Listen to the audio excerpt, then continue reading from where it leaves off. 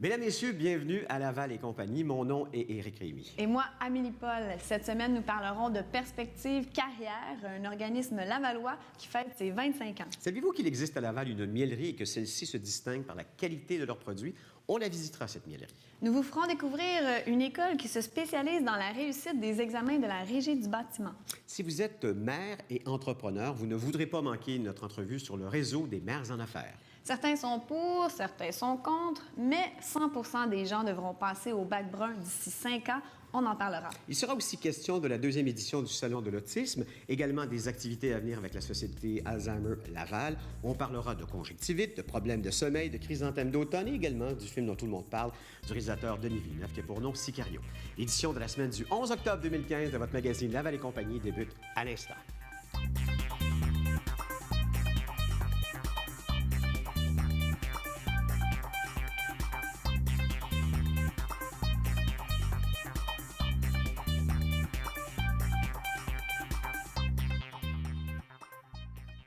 Aujourd'hui, on reçoit Diane Tremblay, qui est la coordonnatrice d'événements pour la Société d'Alzheimer de Laval. Bonjour, Diane. Bonjour, Laurence. Diane, on va parler de la 14e édition de la soirée gastronomique, mais avant tout, j'aimerais ça qu'on parle un peu de c'est quoi la Société d'Alzheimer de Laval.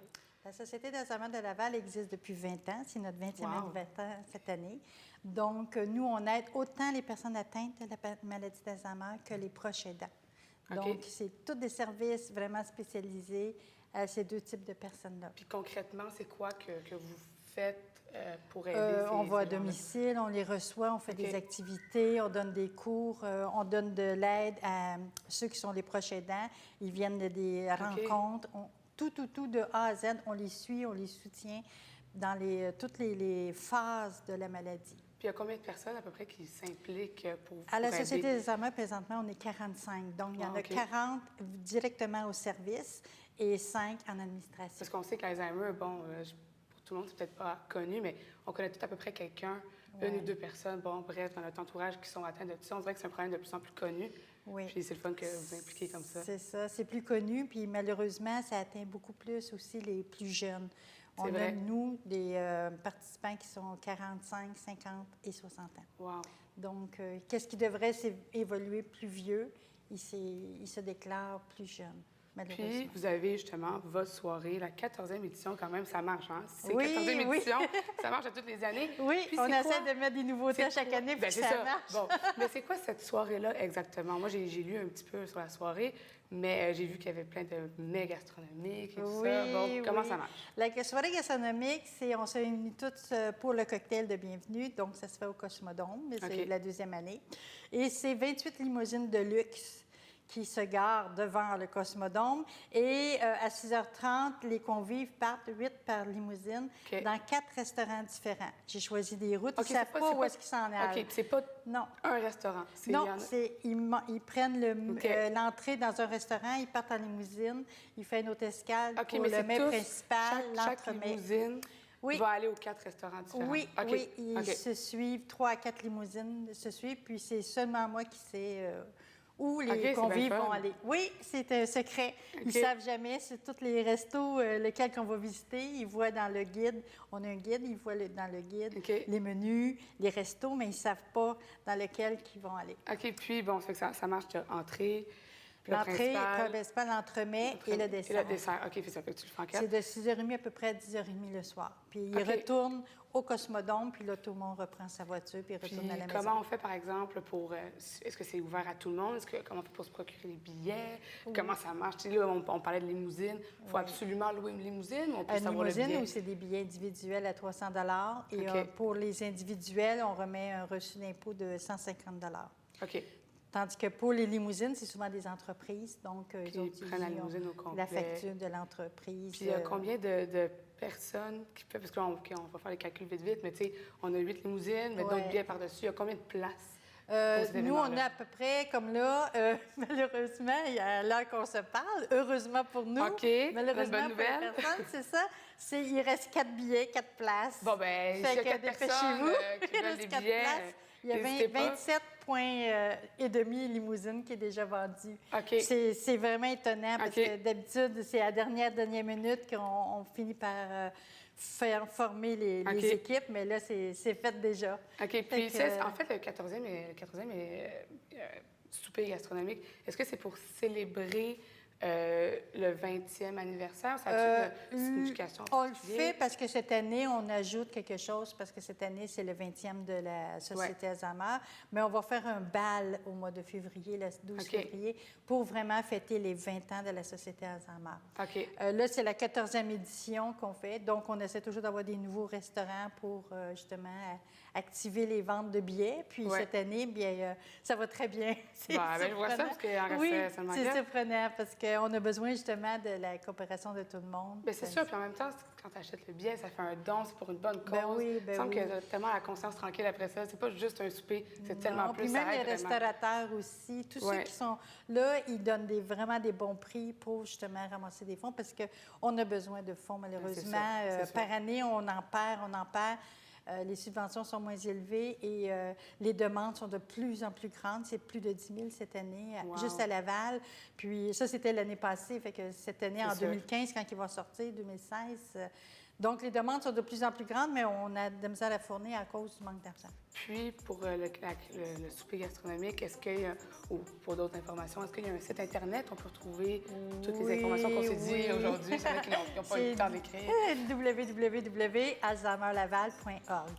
Donc voilà, allez visiter le site, il reste 4 billets. Hein? Décidez-vous, vite. Puis ça va être une super belle soirée. Bien, merci. Comme toujours, une merveilleuse soirée. D'être venue ici sur le plateau, c'est très gentil. Merci beaucoup, Laurence. Merci à toi.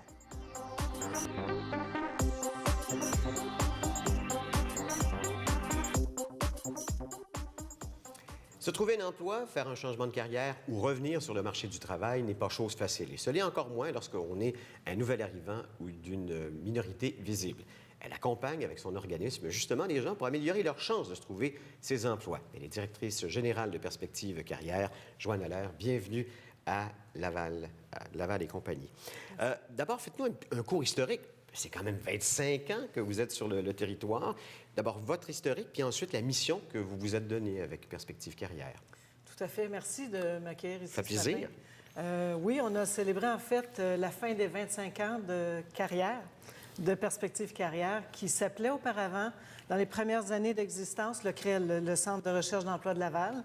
Et pour s'ajuster à la nouvelle réalité du marché du travail, les personnes nouvellement arrivées, l'immigration à Laval qui maintenant est presque près de 27 de la population. Alors donc, on a dû s'ajuster.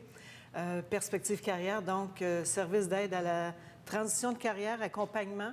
On est des coachs de carrière. Moi-même, je suis membre de l'Ordre des conseillers en ressources humaines agréés encore maintenant. Je connais donc la réalité des entreprises, les demandes de compétences, qu'est-ce que les entreprises veulent comme attitude, personnalité. Alors donc, c'est avec cet aspect-là qu'on a formé nos conseillers en emploi vers les coachs de carrière avec une approche de PNL. Donc, pour aller chercher vraiment la personne, la faire parler.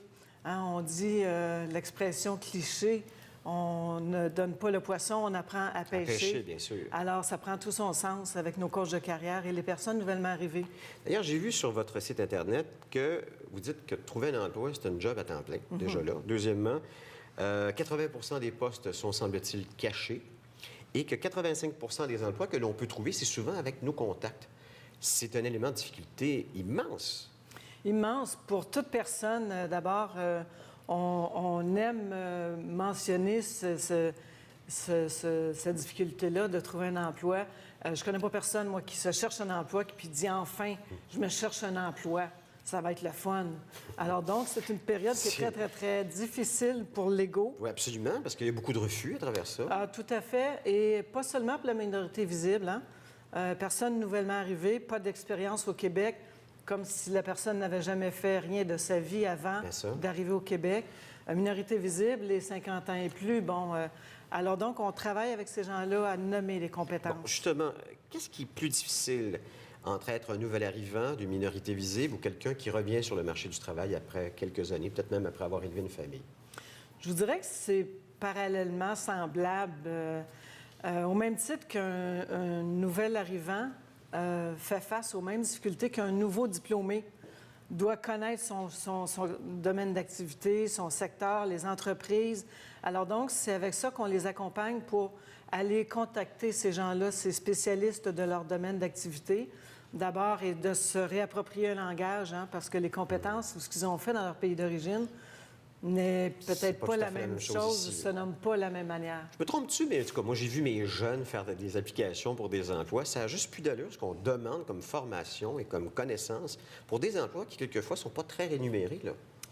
C'est la réalité du marché du travail. Mais est-ce que c'est une forme de discrimination ou c'est un filtre à l'excellence? Je pense qu'il y a beaucoup d'entreprises, c'est un filtre vers l'excellence. Ça fait plaisir d'y croire, mais en même temps... C'est pas vraiment ça. Non, c'est de niveler vers le bas. Mais les entreprises doivent faire face à des grands défis de plus en plus grands, que ce soit au niveau des meubles. Bon, les industries sont allées vers la Chine pour la fabrication. Alors donc, On est dans la mondialisation aussi au niveau des emplois. Tout à fait, tout à fait. Alors donc, c'est une autre définition du marché du travail. Les entreprises ont des gros défis à faire face. Il nous reste à peu près 60 secondes. C'est quoi les erreurs que l'on fait le plus communément quand on cherche un emploi? On ne sait pas quoi répondre à la question d'entrevue. Parlez-moi de vous. Ah oui. Et c'est ça qu'on travaille beaucoup. C'est une question de base quand même. De base, oui. Mais on commence où? Bon, je suis née, oui. Mais beaucoup de personnes ne savent pas parler d'elles-mêmes. Les forces, les compétences, ce qu'elles peuvent apporter. Comment se vendre? C'est difficile de se vendre aussi. Plutôt se faire valoir. Se faire valoir disons-le que comme de se ça. vendre. Mais oui. Et le CV aussi, je pense que c'est un outil important. C'est un outil, effectivement, et c'est pas l'ultime. Alors, l'ultime outil, c'est la personne qui apporte le CV. Là, face à, tout à fait. Face à ça. Donc, si on va chez Perspective Carrière, vous allez donc nous accompagner là-dedans, c'est ça? Oui. Alors donc, on vous inscrit à des ateliers. Ça peut être en individuel parce qu'on a différents programmes. Ah, okay. On accueille près de 1000 personnes par année. Quand même. Alors, autant avec le ministère de l'Immigration que les services d'Emploi Québec qui sont gratuits pour la population. Okay. Tous nos services sont gratuits. Et ça dure combien de semaines pour être bien formé? Ça peut durer 35 heures, réparties sur 12 semaines. Ça peut durer 3 semaines. Ça peut durer 5 semaines intensives et 12 semaines. Alors, voilà. Est-ce qu'il y a une longue liste d'attente en ce moment? Il n'y a pas de liste d'attente. Tant mieux. On accueille les gens. On peut faire des groupes jusqu'à 30 personnes. Et ça va de quel âge à quel âge? Ça va de 25 à la population générale, 30 à 45. OK. Alors, tous les détails, si vous voulez, 450-682-2278, poste 221, ou vous pouvez aller à perspectivecarrière.ca ou même écrire à info@perspectivecarrière.ca pour avoir d'autres détails, d'autres informations. Merci, Joanne. Ça m'a fait plaisir. Puis bon 25e. Et récipiendaire de Oui, la c'est médaille vrai, de l'Assemblée nationale c'est vrai, pour nos services très rendus. mérité. Bravo. Merci.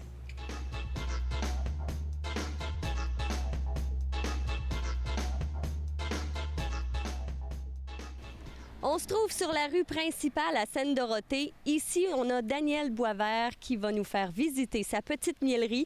Et ensuite, on va aller voir où sont placées ces ruches un peu partout ici à Laval. Alors, je vous demande de venir avec moi. C'est parti!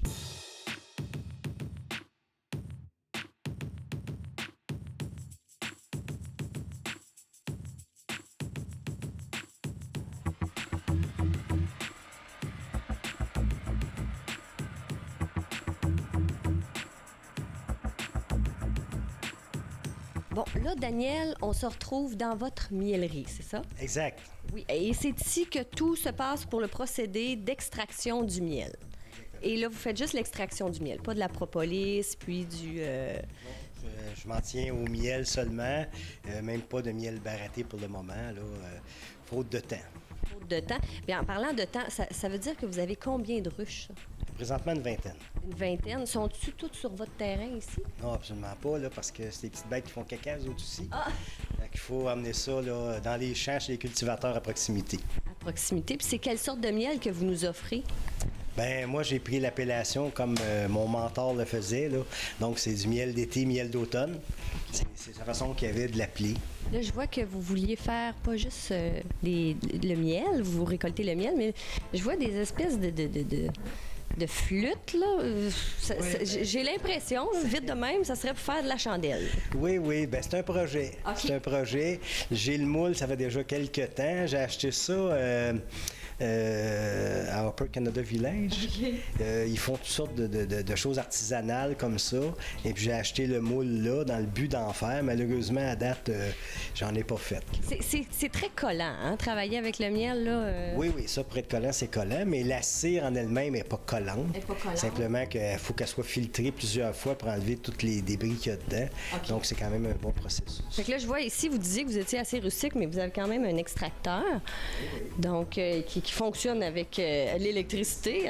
Oui, quand même. C'est moderne, là. C'est pas manuel. Puis vous filtrez ici avec le linge que vous avez là. Oui, bien, on a un premier filtre ici en acier inoxydable là, qui va lui récolter, comme on peut voir, il y a des abeilles, quelque chose, là, des gros morceaux. Ça pour enlever les plus gros. Lui enlève le plus gros. Après ça, j'ai un système de pompe qu'on peut voir, c'est très artisanal. Ouais.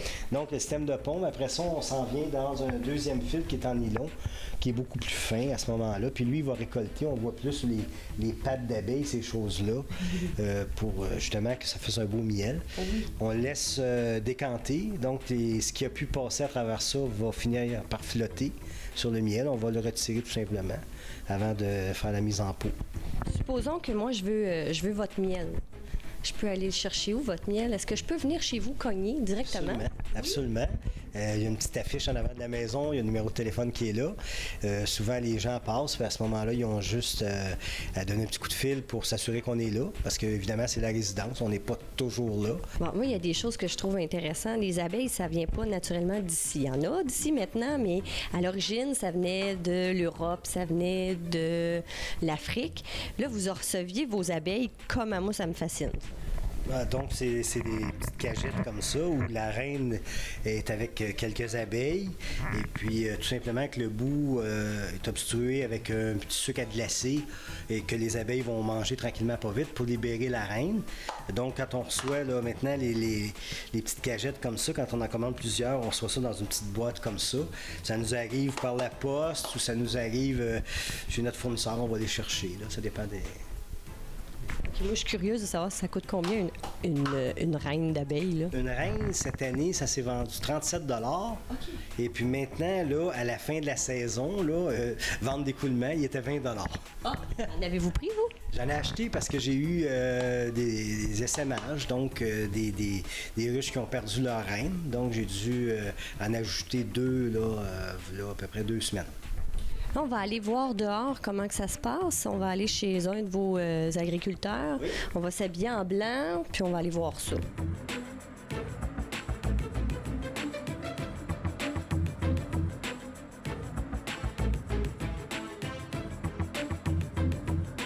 Donc là, on va enfumer nos abeilles. Pourquoi? Pour leur dire qu'il y a le feu dans leur cabane puis il faut qu'ils se poussent? C'est à peu près ça. Ils se calment. En fait, ils vont se gorger de miel puis là, ils vont venir plus relax. OK.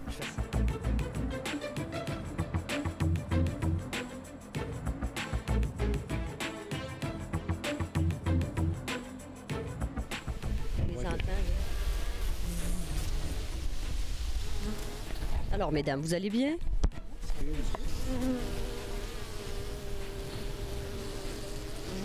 Calme, vos abeilles, je trouve. Oui. Leur mettez-vous de la petite musique? Ouais, comme des cultivateurs pour des vaches. Oui, c'est ça. Eh bien, voilà. Hey, c'était vraiment super intéressant. Là. Moi, je suis... flabbergastée, comme on dit, là, je suis fascinée. Là, vous allez nous montrer votre miel que vous avez. Hein? Je vais pouvoir en prendre une petite cuillerée? Oui, OK. Bon. Puis on peut retrouver ça un peu partout. On disait les points de vente. Vous êtes surtout à Sainte-Dorothée. Oui, c'est ça. L'hiver, parce que là, c'est les points, c'est les kiosques petits... en saison, les kiosques de fruits et légumes. Oui. La ferme Marino principalement, et puis la vieille ferme là où on est actuellement. Et puis sinon, en toute saison, c'est le saucissier fromager sur Samson, à côté du métro. D'accord. Puis si je suis en manque puis le saucissier est fermé, je peux vous appeler. Sur votre site Internet, vous avez vos coordonnées. Un site Internet qui est vraiment bien fait d'ailleurs. C'est gentil. Et on peut aller se procurer votre miel d'automne. Vous avez encore du miel d'été? Oui, bien évidemment, cette année, à cause des mortalités qu'il y a eu, on a une production de miel d'été qui est moins forte. Comme on a reparti des ruches dans l'été, ça prend toute la saison pour se bâtir. Donc, à l'automne, l'automne, il était assez forte pour faire un miel d'automne. Donc, on a du miel d'automne en plus grande quantité. Donc, pour éventuellement avoir des chandelles aussi, peut-être, on va faire un essai. Peut-être, hein, qui sait. D'accord. Donc, nous, on s'en va se chercher du miel. Puis, si jamais vous voulez en avoir davantage, vous pouvez soit aller sur le site Internet ou bien venir tout simplement voir M. Boisvert. Très sympathique. Merci beaucoup. Ça me fait plaisir. Merci à vous.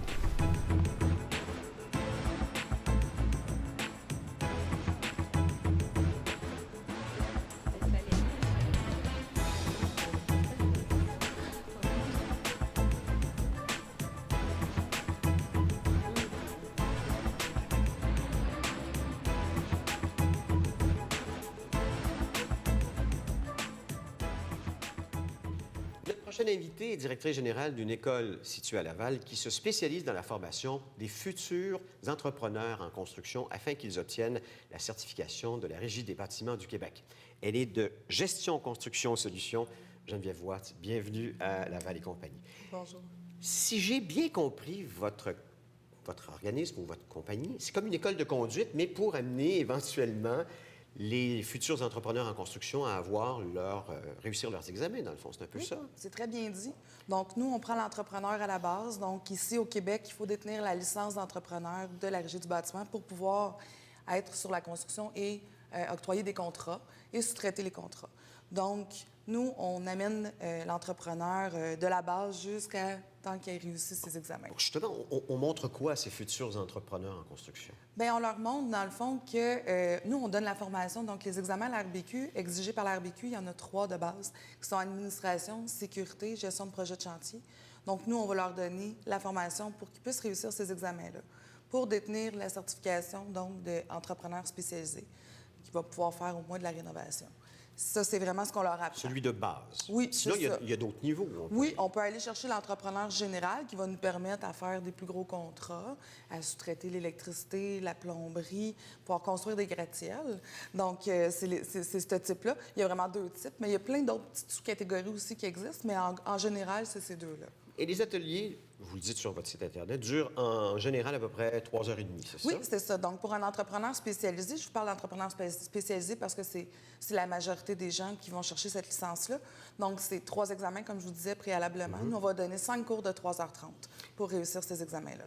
Comment est-ce qu'on devient entrepreneur en construction? Est-ce qu'il y a une formation? Est-ce que ça existe en ce moment? Non. Dans le fond, il y a de la formation comme nous pour la RBQ, mais le gouvernement n'exige pas qu'un entrepreneur sache taper du marteau pour détenir cette certification-là. Donc, vous, demain matin, vous pourriez devenir entrepreneur. Là, vous m'inquiétez un peu, là, parce que moi qui suis tellement pas bon, là. Mais puis, l'autre affaire aussi que j'ai vue sur votre site, c'est que la note de passage, c'est 60 %. Oui. C'est pas haut, me semble. Non. C'est une job quand même importante, Oui. celle d'être entrepreneur en construction. Oui. Pourquoi est-ce que les notes sont si basses? Pourquoi est-ce que les critères sont si faciles? Les examens sont vraiment difficiles à l'RBQ. C'est pour ça que nous, on existe. Les examens sont vraiment ardus. Donc, 60, je vous dirais que sur un examen de 80 questions qui dure 3 heures, ça vaut la peine. Ça vaut la peine. Oui. De toute façon, si C'est un bon 60. on ne passe pas par ça, on n'a pas la certification du RBQ. Bien, les examens sont obligatoires. C'est ça. On ne peut pas OK. les avoir. La formation, non. Oui. Mais Ça change quoi d'être certifié RBQ, au juste? c'est que si toutefois vous vous faites prendre sur un chantier par un inspecteur, que ce soit un inspecteur de la RBQ ou même de la CCQ, si vous êtes un entrepreneur qui est dans une forme juridique, donc une compagnie incorporée, c'est 20 000 d'amende. Oh, quand même. Oui. Puis, quelles sortes d'autres accompagnements vous faites auprès de ces entrepreneurs, Bien, nous, futurs entrepreneurs? on a une association, donc l'Association Gestion Solutions Construction, qui regroupe au-dessus de 2000 membres. Et cette association-là permet à nos entrepreneurs d'obtenir plein de contacts avec nos partenaires, des rabais. Maintenant, on vient de signer une belle entente avec Vidéotron. Donc, tous nos membres ont des bons rabais. Okay. Vidéotron, Petro-Canada, on a le service de comptabilité, service juridique, service de cautionnement. Donc, on a une belle association. Est-ce que c'est un domaine en expansion? Oui, de plus en plus de gens veulent être à leur compte, de moins en moins salariés. Donc, oui, il y a beaucoup d'entrepreneurs. OK. Là, j'ai une question piège pour vous. Allez-y. J'ai vu sur votre site Internet qu'il y avait 6 photos. Oui. Il y a 2 filles, 4 gars. Est-ce que ça veut dire qu'un tiers des entrepreneurs en construction sont des femmes ou c'est pas représentatif?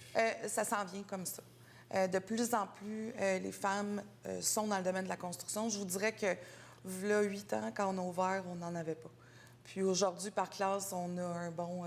ça commence à un 20-25 OK. Et éventuellement, on vise quoi, le 50-50, j'imagine? 100 100 Et pourquoi pas? On espère que les femmes prennent leur place. Souvent, ça va être des filles d'entrepreneurs qui viennent prendre la relève de leur père ou une histoire de couple qui fait juste fleurir. OK. Et est-ce que ça peut être quelqu'un qui a toujours été dans ce domaine-là, mais qui n'a jamais eu sa licence RBQ, ou en tout cas sa reconnaissance d'RBQ, qui peut aller chez vous? Oui, c'est ça la base, dans le fond. C'est que n'importe qui, que ce soit quelqu'un qui a déjà sa licence, qui veut aller chercher d'autres certifications, ou quelqu'un, comme je vous disais, vous et moi. J'ai pas vu les prix. Est-ce que ça va vendre quoi et quoi, à peu près? Bien, tout dépend. C'est vraiment du cas par cas. C'est vraiment sur mesure. Vous pouvez nous contacter pour qu'on puisse faire... On va faire ça. On va faire ça. Gestion, construction, solution, 514-814-5928. Je me trompe pas, c'est bien ça. 514-814-5928. Ou sinon, rbqlicence.com pour tous les détails. Geneviève Watt, merci. Merci à vous. Au revoir.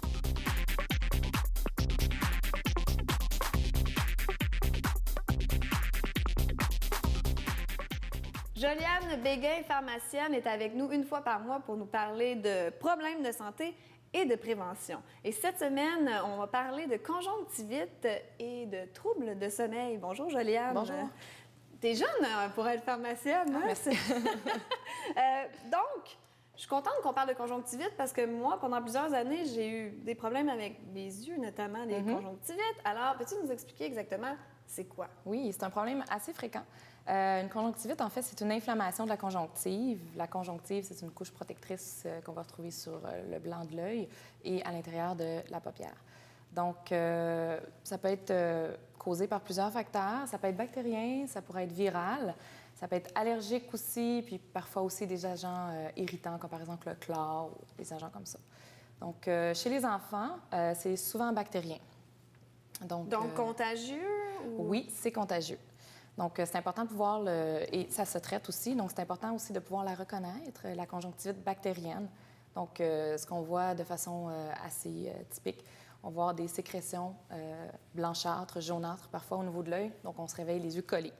Oui, tout à fait. Voilà, donc on peut voir ça. On reconnaît ça aussi par une rougeur diffuse qui va être sur le blanc de l'œil. Donc, aussi, la paupière est toute enflée. Exactement, une enflure au niveau de la paupière. On peut voir ça aussi, larmoiement. Ça pique. Ça pique beaucoup une conjonctivite. Faire attention, pas que ça fait une grosse douleur, mais vraiment un picotement. On a une sensation comme si on avait un grain de sable dans l'œil. Donc, c'est souvent à ça que ça va être comparé. Et justement, les enfants doivent gratter, jouer avec l'œil. Et là, c'est là que ça se transmet. Ça se transmet d'un œil à l'autre, aux amis, papa, maman. Donc, Et tu disais qu'il faut bien la reconnaître, mais avec quoi on pourrait la confondre, la conjonctivite? En fait, ça pourrait être d'autres problèmes au niveau des yeux plus sérieux.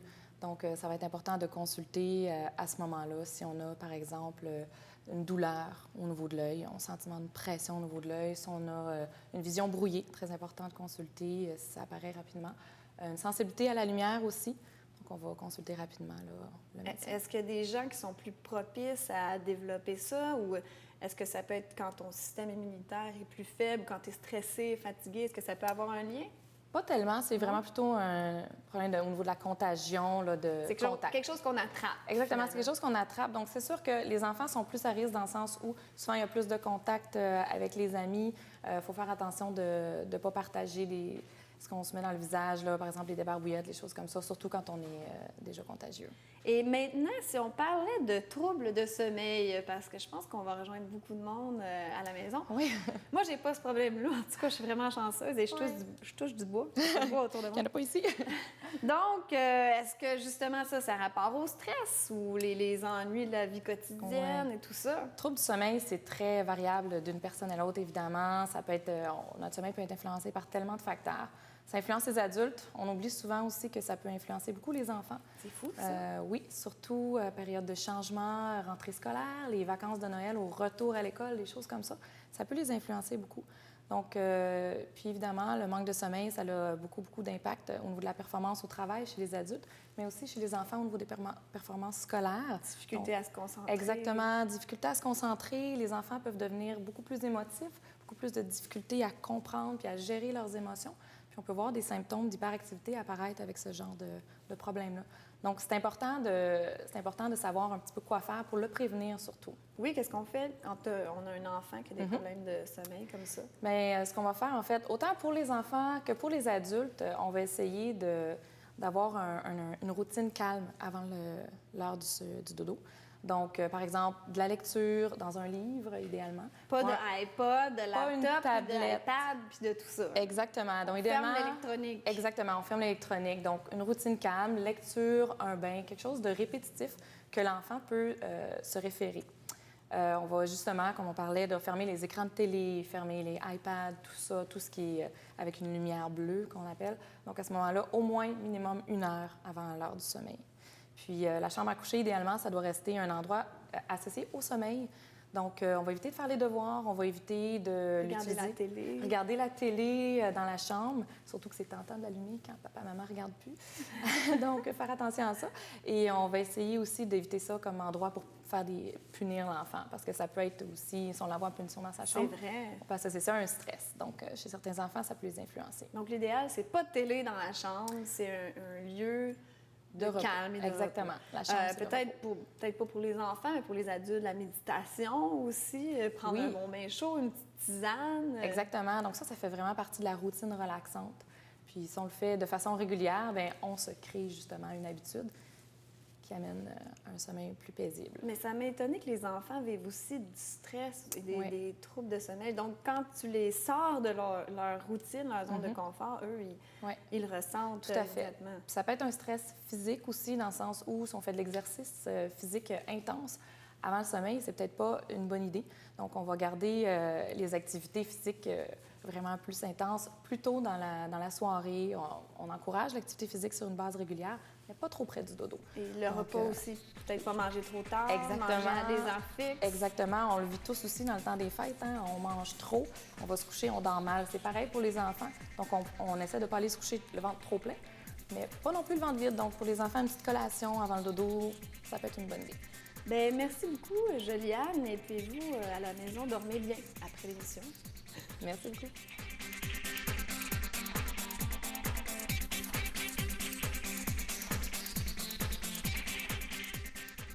Il fut une époque où les femmes devaient choisir entre leur famille et leur carrière. Heureusement, de nos jours, ce n'est plus le cas. D'ailleurs, notre prochaine invitée est vice-présidente du chapitre de Laval du réseau des mères en affaires. Elle a pour nom Élisabelle Saint-Georges. Bienvenue à Laval et compagnie. Merci. Vous en faites partie depuis combien d'années, Élisabelle, de ce réseau des mères en affaires? C'est un tout nouveau réseau, en fait. Notre première année, là, en octobre, le 8.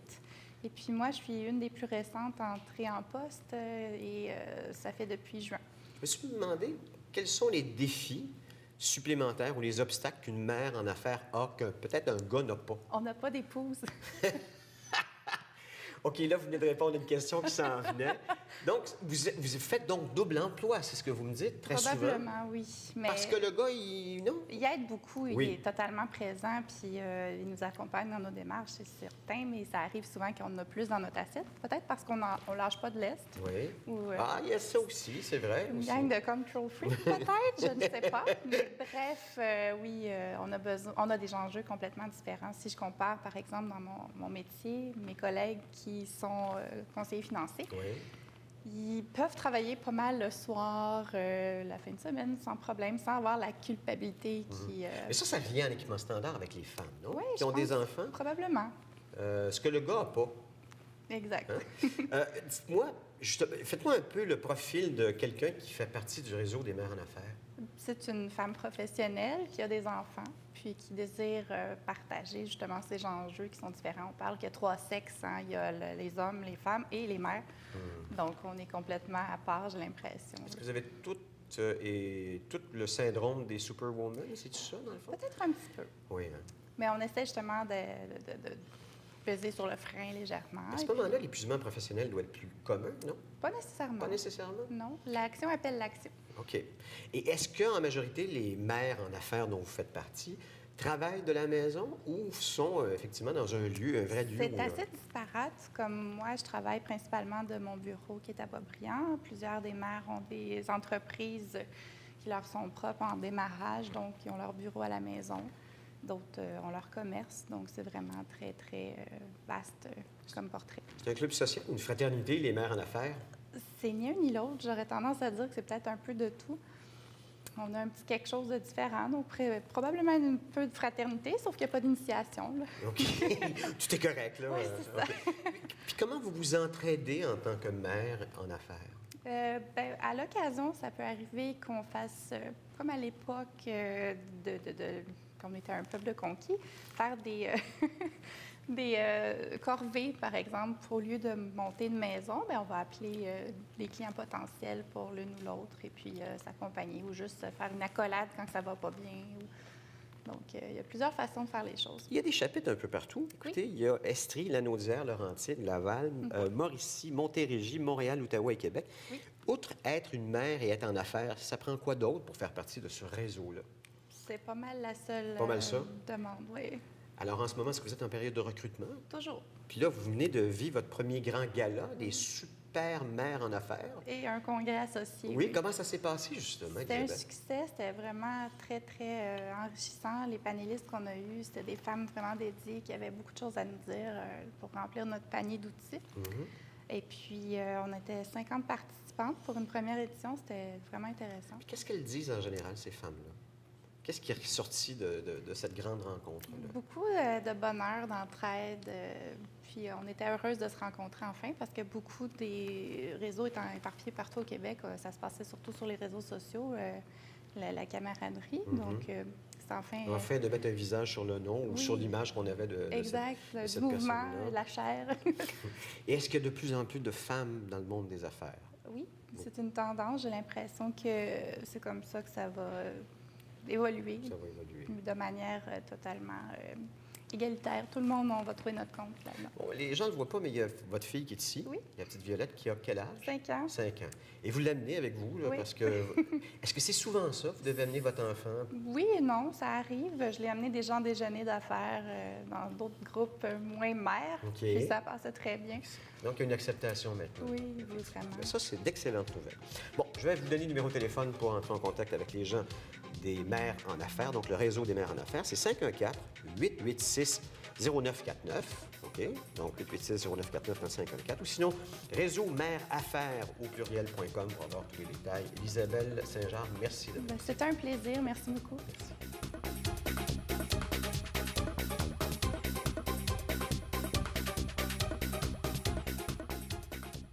C'est bientôt l'Halloween et on cherche des idées pour égayer notre décor extérieur. Et c'est pourquoi on reçoit aujourd'hui Louise Arcand-Dessert-Sylvain Cléroux pour en jaser. Salut, Louise! Allô, allô! Donc, il commence à faire froid, pas mal, très froid d'ailleurs. Est-ce qu'il y a encore des fleurs qu'on peut garder à l'extérieur? Bien, certainement, c'est le temps des chrysanthèmes d'automne. Quand c'est proche de l'Halloween, c'est le temps des chrysanthèmes d'automne, qui est vraiment une fleur spectaculaire et qui tolère justement les froids, les journées plus froides. Ça peut aller jusqu'à moins 3 degrés, là, on peut conserver nos chrysanthèmes sans problème. Est-ce qu'on l'associe un peu à la fête de l'Halloween? Bien, c'est vraiment la plante qui va remplacer nos fleurs annuelles pour égayer là, nos jardins, nos plates-bandes. C'est vraiment une fleur qui est spectaculaire. Elle a une panoplie de couleurs. On peut la trouver vraiment dans toutes les teintes de couleurs. Orange? Et ça fait... Bien, il y a du orange, il y a du rose, il y a du rouge, il y a du blanc, il y a du jaune. C'est vraiment incroyable, toutes les teintes de couleurs qu'on peut avoir dans le chrysanthème d'automne. Et ça offre un spectacle fabuleux. C'est magnifique. Vraiment. Est-ce que c'est des fleurs vivaces? Ces variétés-là, c'est vraiment des variétés qui ne sont pas vivaces. Pourraient être vivaces dans le sens qu'ils sont zone S5. Alors, si on offrait une protection hivernale, on pourrait les conserver, mais il n'y aurait pas cet aspect-là lorsqu'ils vont revenir. Ça va être plus des variétés qui vont être plus arbustifs, vont pousser comme des petits arbustes. Donc, on va les utiliser plus en pot pour faire vraiment un décor. On peut les planter, mais aussi, c'est des fleurs qui sont très abordables. Alors, pour le prix, souvent, ça ne vaut pas la peine de mettre tous les efforts pour les garder. On est mieux de n'acheter d'autres Donc, je veux dire, les gens ne les ramènent pas à l'intérieur pendant l'hiver. C'est pas des variétés. Ça, c'est une bonne question parce que souvent, le monde, ils vont me dire, est-ce qu'on peut les conserver à l'intérieur? Pas du tout. C'est vraiment les chrysanthèmes d'automne, c'est vraiment un chrysanthème qui est conçu pour l'extérieur. Eux, ils aiment le froid. Ils aiment le froid. Ils sont cultivés pour l'extérieur. On commence la production dans le mois de juillet. Au Cerf-Sylvain-Cléroux, on en produit plus de 50 000 pots. Alors, on connaît comment produire des chrysanthèmes. On en fait beaucoup. Alors, on commence la production au mois de juillet pour commencer à les livrer dans les chaînes de magasins là, à partir de fin août. Donc, encore là, pour vous, c'est une grosse période de l'année. Oui, c'est encore une grosse période de l'année. Vous chômez pas. Oui, exactement, mais ils sont produits à l'extérieur. Ils ne sont pas produits à l'intérieur dans nos serres. Ils sont vraiment produits dans les pots à l'extérieur. Donc à la chaleur, ils ne survivraient pas, j'imagine. Bien, on peut, quand on a une fête, on peut souvent, là, il y en a qui vont venir pour des mariages d'automne, des anniversaires, en prendre pour égayer l'intérieur quelques jours, là, il n'y a pas de problème. C'est juste qu'après une semaine, là, ils vont détériorer. C'est vraiment des variétés qui sont conçues pour l'extérieur, mais il existe des chrysanthèmes d'intérieur.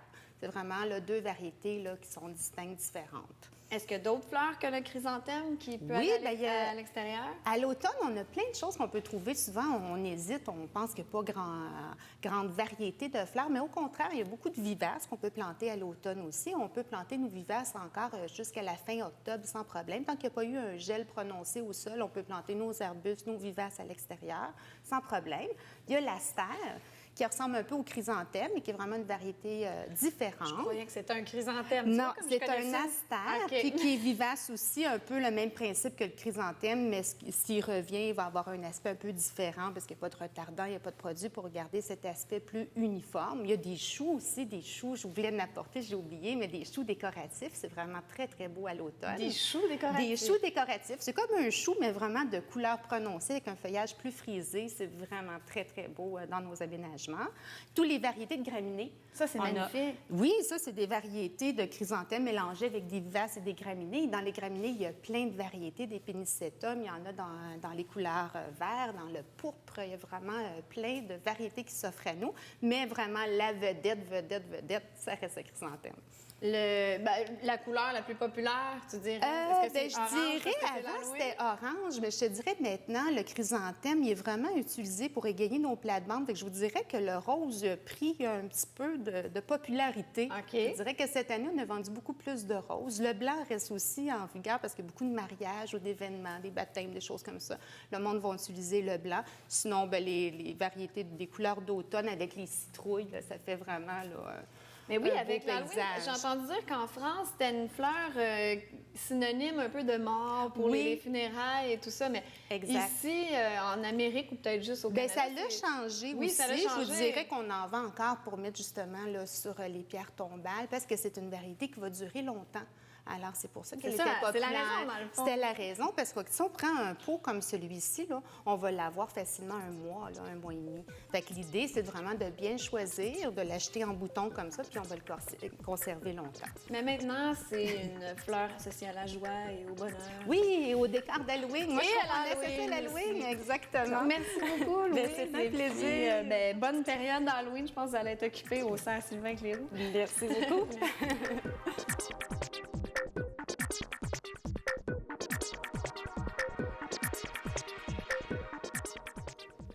Saviez-vous que d'ici 5 ans, toutes les villes au Québec devront passer au bac brun et que dans 10 ans, on vise 0 enfouissement de déchets domestiques? Notre prochain invité, il est, écoutez, justement, président de la Commission publique indépendante du projet de plan métropolitain de gestion de matières résiduelles de la communauté métropolitaine de Montréal. Michel Séguin, bienvenue à Laval et compagnie. C'est sûr que ça ne rentre pas dans votre carte d'affaires, ce grand titre-là. Vous avez tout à fait raison. Ça me fait plaisir de vous recevoir ici. Merci. Pour le commun des mortels, la gestion des déchets, c'est pas capital. Et pourtant, c'est capital en termes d'argent, en termes aussi d'enjeux mondiaux, mais aussi en termes d'écologie, n'est-ce pas, Michel? Tout à fait. Et c'est un enjeu environnemental auquel on ne réfléchit pas tout le temps. Par contre, tout le monde est expert de la poubelle. On s'en sert à chaque jour. Donc, on sait qu'il y a des choses qu'on jette actuellement qui ne devraient pas être jetées. Comme? Bien, si on regarde ce qui se passe sur la communauté métropolitaine, donc Montréal, Laval, Couronne-Sud, Couronne-Nord, on constate qu'on est en train de récupérer à peu près 1/3 de nos matières, surtout en termes de recyclage. Mais quand on fait des études de caractérisation, quand on regarde ce qu'il y a dans la poubelle et on l'examine, entre 80 et 90 des choses qu'on jette pourraient être récupérés, soit réutilisés, compostés ou recyclés. Donc, il y a un gaspillage qui continue et qui doit être arrêté. Absolument. Et non seulement ça, c'est que les sites d'enfouissement, il n'y en aura plus à un moment donné. Je veux dire, on va être à capacité. Puis écologiquement, c'est pas très, très bien non plus de continuer à enfouir nos déchets. Bien, non seulement écologiquement, mais économiquement. Parce que ce qu'on est en train de faire, c'est non seulement gaspiller des choses, des ressources qu'on n'a pas nécessairement, mais aussi ça a un impact sur notre santé. Et donc, si on veut avoir une qualité de vie, si on veut s'assurer que notre environnement est vraiment à la fine pointe, bien, c'est un enjeu sur lequel on peut agir et on doit agir. Parce que ça crée, j'imagine, des gaz à effet de serre. Ça peut aussi contaminer les nappes phréatiques, ces sites d'enfouissement-là. Et de la pollution atmosphérique. Donc, de air, eau, sol, les déchets peuvent polluer et traverser l'écosystème et se rendre à nous. Michel, quel est votre rôle, justement, dans cette intervention pour qu'éventuellement ce plan-là soit concret? Bien, c'est une des choses qui sont super importantes, c'est le fait que la population a le droit de se prononcer sur les décisions qui sont prises et qui doivent être... Vous savez, c'est notre argent. Les contribuables investissent beaucoup à chaque année pour s'assurer qu'on transforme nos déchets en ressources et que le reste soit traité convenablement. Donc, il y a eu des consultations publiques. Tout à fait. Est-ce qu'on est rendu au bout des 3? Il y a eu l'information. Ensuite, là, en ce moment, c'est le dépôt des mémoires. Où est-ce qu'on va se situer dans les prochains mois, justement? Actuellement, on est à la conclusion. Donc, il y a une commission indépendante à 4 commissaires qui représentent les groupes environnementaux, le milieu socio-communautaire, le milieu des affaires et le milieu syndical. Donc, nous, on est 4 commissaires et on a le mandat d'avoir écouté ce que le monde avait à dire, ce que les intervenants nous ont dit. Et là, on va déposer un rapport aux élus de la CMM et ils vont devoir bonifier le plan de gestion des matières résiduelles à venir et ces objectifs-là en fonction des propositions qu'on va leur faire. Le Canada est-il en retard ou en avance avec le compostage? On est, je vous dirais, peut-être, on commence à se rendre compte que plutôt que d'enfouir ou de brûler de la matière organique, qu'on peut la composter.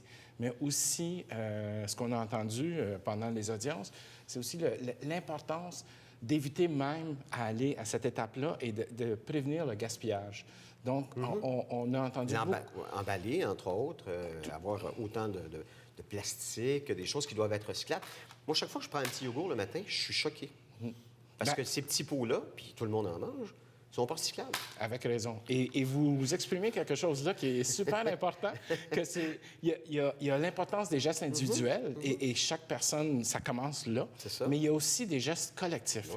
Et autant que les municipalités, que les entreprises qui mettent sur le marché des produits, ces produits-là doivent être récupérables et facilement. Donc, puis il faut aussi intervenir auprès de ces compagnies qui nous vendent leurs produits pour que, justement, ils aient un impact zéro sur l'environnement, au bout du compte, ou à tout le moins qu'ils soient recyclables en grande majorité. Est-ce que c'est 2020 ou 2022 que dans la CMM, on va être passé au bac brun, selon vous?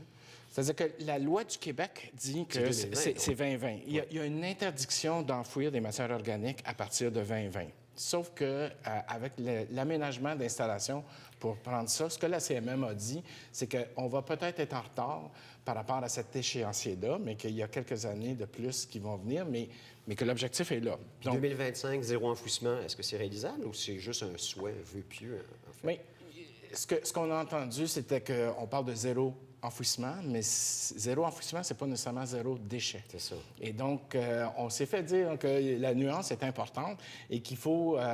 est-ce que c'est possible de concilier les deux? C'est une des choses, un des débats qu'on va avoir parmi les commissaires. Est-ce qu'il y a beaucoup de résistance à ça ou en ce moment, en règle générale, les gens vous suivent dans cette voie-là? Vous savez, il y a plus de monde qui recycle qu'il y a du monde qui vote aux élections. Donc, ça veut dire que le monde sont déjà prêts, mais il faut que ça soit facile et accessible. OK. En 20 secondes, ceux qui disent que le compostage, la biométhanisation, ça coûte cher, vous leur dites quoi? Ça coûte plus cher de ne rien faire et que ça nous pollue via l'air, le sol et l'eau que pour de le récupérer. Futures, en plus. Et pour nous. Oui, et ça donne quelque chose de bon à mettre sur nos terres par la suite. cmm.qc.ca si vous cherchez tous les détails. Michel Séguin, merci de votre passage à la Vallée Compagnie. Merci à vous.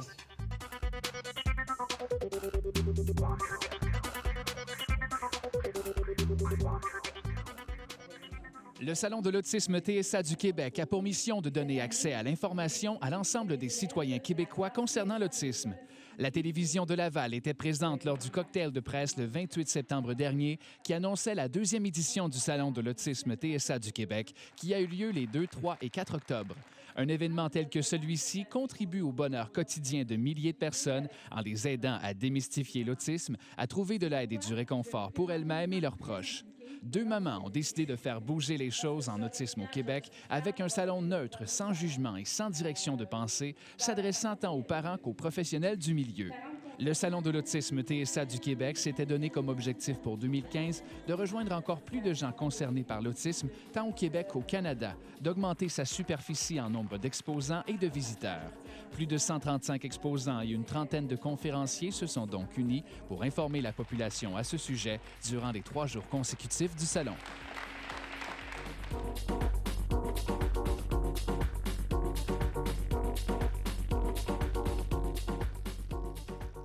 Cette semaine, on parle d'un autre film de gros méchants, du cartel mexicain en fait, et c'est le nouveau film du réalisateur québécois Denis Villeneuve, Sicario, qui signifie en fait tueur à gages. Bonjour Nicolas. Salut. Écoute, je sais pas si la bande originale du film est honnête, comme tu l'appelles souvent, je trouve ça cute quand tu dis ça. Mais écoute, je trouvais pas que ça avait l'air bon du tout, moi. Je trouvais que ça avait l'air sombre, puis que les personnages avaient pas l'air attachants. Je comprenais rien, pour être honnête avec toi. Bien, c'est encore beaucoup plus sombre, le film, que ce que la bande-annonce représente. Oh mon Dieu. Pour les personnages, moi, je les ai trouvés non seulement très attachants, mais c'est sûr que quelqu'un là-dedans va gagner un Oscar. Je sais pas c'est qui, c'est peut-être Denis Villeneuve, c'est peut-être Emily Blunt, celle qui joue le personnage principal, Benicio del Toro ou Josh Brolin. Mais il y a quelqu'un là-dedans qui va gagner un Oscar. Le film est juste excellent. Pour ce que c'est excellent et c'est extrêmement sombre. C'est pas basé sur une histoire vécue, mais la base se produit régulièrement au Mexique, en tout cas par rapport à la violence à cause de la guerre des cartels de la drogue là-bas. Donc, l'histoire du film, dans le fond, c'est le personnage qu'interprète Emily Blunt, c'est une jeune agente du FBI. Elle va se faire recruter par une escouade d'élite américaine pour essayer de capturer la tête d'un des cartels très importants au Mexique. Et vraiment, ce qui fait que le film est extrêmement sombre, c'est pas que c'est extrêmement violent. Oui, il y a de la violence, mais c'est que on voit le film, on voit l'histoire à travers ses yeux à elle, et elle n'a pas l'habitude de voir des horreurs au quotidien. Quand je dis des horreurs, ça peut être des corps décapités accrochés sur des poteaux sur une autoroute. Et ça, on le voit dans le film. C'est quand même très violent. Ça, c'est un exemple. Ça dure quelques instants. Okay. On voit pas ce qui s'est passé avant. Il se promène en auto et là, elle voit ça. Puis, mais qu'est-ce que c'est ça? Elle n'a pas l'habitude. Donc, ça se produit quand même assez souvent au Mexique ces temps-ci à cause de la guerre des cartels. Et ça ne reflète pas à 100 toute la violence qui se produit maintenant, mais c'est assez... ce qui fait que le film est très sombre, justement, c'est de voir tout ça à travers ses yeux à elle, qui n'a jamais vu ça. T'sais, au début, ils entrent dans une maison, ils veulent, je pense que c'est pour retrouver des gens, et là, finalement, ils s'aperçoivent qu'à l'intérieur des murs de la maison, bien, il y a une vingtaine de corps de cachés. C'est une scène horrible, c'est une scène effrayante, mais ça peut se produire présentement au Mexique. Donc, elle représente un peu le téléspectateur qui voit ça puis qui est troublé, mais les autres personnages, ils sont un peu désensibilisés à ça. Ils sont complètement désensibilisés à ça. Et, bon, elle entre dans ce milieu-là. Au début, bon, elle fume pas. Et là, plus le film avance, plus elle fume de plus en plus de cigarettes parce que là, on voit qu'elle a plus... qu'elle n'est plus toute là. On comprend qu'elle est traumatisée, qu'elle vit des choses... Tout comme le spectateur, probablement.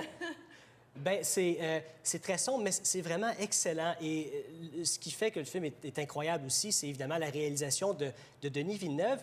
Et celui qui a écrit ça, il s'appelle Taylor Sheridan. Et lui, il n'a jamais rien écrit de sa vie. C'est un acteur.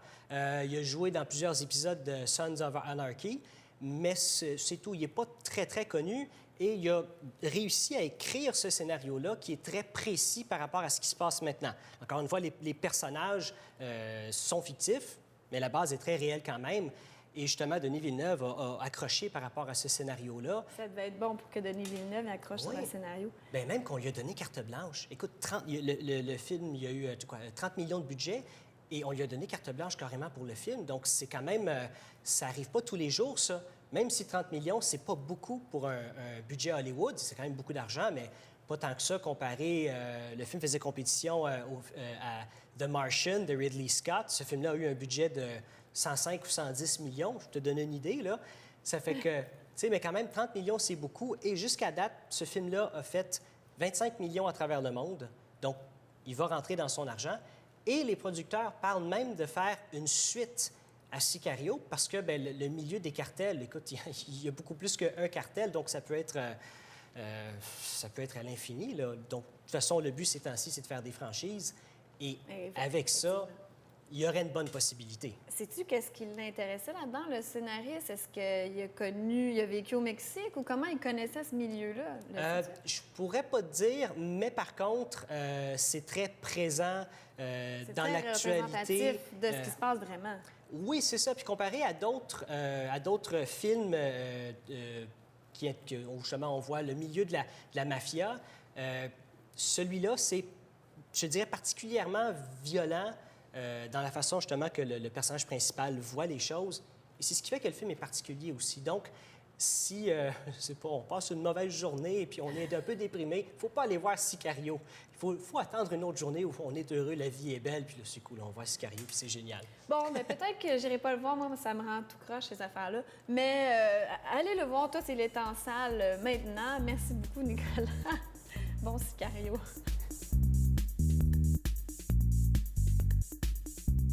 C'est ce qui conclut notre émission pour cette semaine. Vous aimeriez faire parler de vos événements, de votre entreprise ou de votre association. Voici les différentes façons pour joindre l'équipe de Laval et compagnie. Tout d'abord, par téléphone au 450-490-4089 ou par courriel à info@tvrl.ca.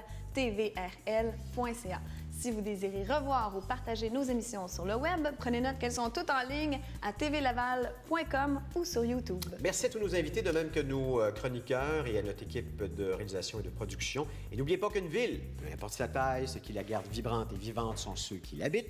S'en occupe et s'en préoccupe. On se donne rendez-vous la semaine prochaine. À la semaine prochaine, Élie. Merci, Amélie. Au revoir tout le monde. Au revoir.